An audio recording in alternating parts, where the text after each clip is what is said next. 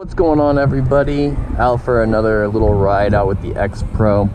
I'm pretty much done with everything on the bike. Since the last video, I went ahead and I added the little winglets on the front. I was expecting to get carbon fiber in, but they were out, so they just gave me the flat black instead. Obviously cheaper, is like half the price too. Yeah, the exhaust system's on. It's sounding good, at least to me. I know it's a 250cc motorcycle. It's not going to have a a really good strong sound to it, but for a 250 it sounds really good with that exhaust pipe on there.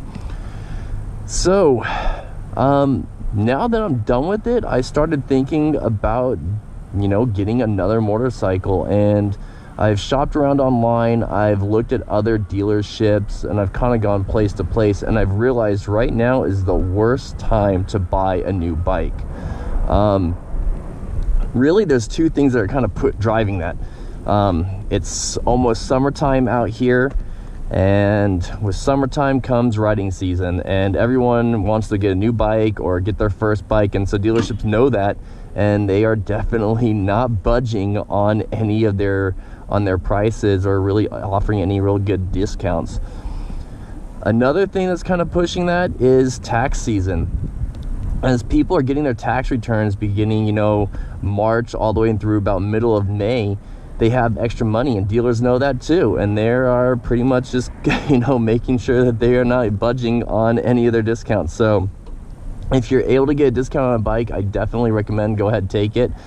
Otherwise, if you're looking to get a new bike, probably the best time is to wait middle of May into end of June, when those sales are going to start kind of coming up a little bit, because as people kind of spend that tax return money, they're going to want to kind of keep up their business, and so they're going to offer a little bit more rebates, a little bit more flexible on some of their options. Probably the best time if you're going to buy a motorcycle is going to be November, December, maybe January time frame. Riding season's pretty much ending.